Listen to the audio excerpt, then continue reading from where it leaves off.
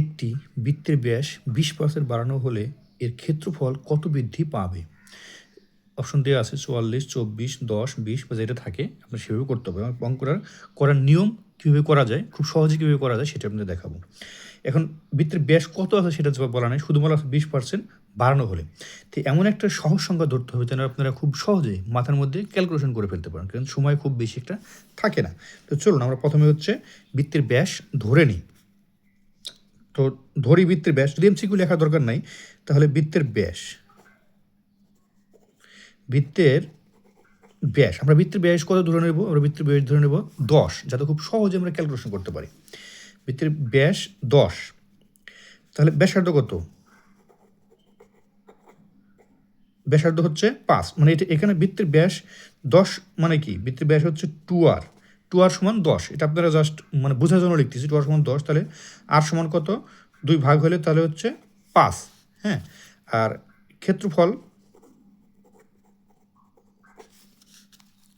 সমান কি? ক্ষেত্রফল সমান হচ্ছে পাই আর স্কোয়ার, এটা আপনারা জানেন, মুখস্থ আছে। তাই পাই আর স্কোয়ার মানে কি? তাহলে পাই আর মানে কি? এই যে 5, তাহলে পাই 25 থাকতেছে। হ্যাঁ, এখন হচ্ছে ক্ষেত্রফল কত পার্সেন্ট বৃদ্ধি পাবে? 20% বৃদ্ধি পাবে। তাহলে 20% বৃদ্ধিতে 20% বৃদ্ধি পায়, তাহলে 10 কত বৃদ্ধি পায়? 10 বৃদ্ধি পায় 10 বৃদ্ধি পায় হচ্ছে 2। তাই 20% বৃদ্ধিতে ব্যাস 2r। হ্যাঁ, 2r সমান হচ্ছে কত হবে তাহলে? 12। মানে 10 হচ্ছে 2 বৃদ্ধি পায় 20%-এ। এটা আপনারা করে দেখুন, সব সহজে দেখুন।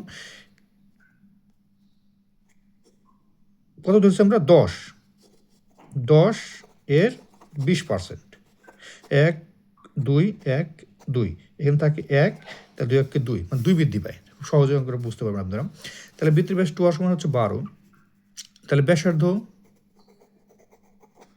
আর সমান কত? 2 ভাগ, তাহলে হচ্ছে কত? 6। ক্ষেত্রফল সমান কি? পাই আর স্কোয়ার।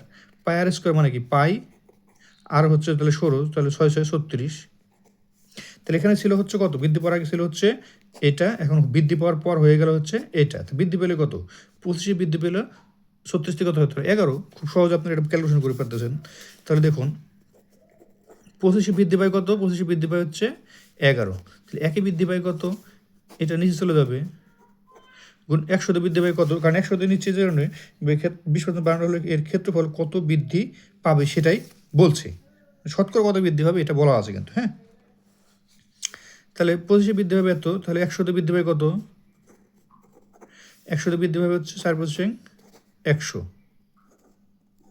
তাহলে 4 11 44। এটা হচ্ছে ক নম্বর উত্তর, 44%। মানে এখানে একটু প্যাচ রেখে দিয়েছে অঙ্কটাই, এই জন্য হচ্ছে একটু বোঝা অসুবিধা। ব্যাসের ক্ষেত্র কত বৃদ্ধি? 20% বাড়ানো হলে এর ক্ষেত্রফল কত বৃদ্ধি পাবে। এখানে শতকরা কিন্তু উল্লেখ নেই, এখানে কিন্তু অবশ্যই ক্ষেত্রফল, এখানে শতকরা লেখা উচিত ছিল। শতকরা কত বৃদ্ধি পাবে, তাহলে কিন্তু এর উত্তর আসে 44%। আর তাছাড়া কিন্তু এই উত্তর সহজে এভাবে আসে না। এই জন্য হচ্ছে এখানে শতকরা লেখা থাকলে আপনাদের বোঝা খুব সুবিধা হতো। যাই হোক, অঙ্ক এভাবে আসছিল, এটাও করে দিলাম। ধন্যবাদ সবাইকে, ভালো থাকবেন, আল্লাহ হাফিজ।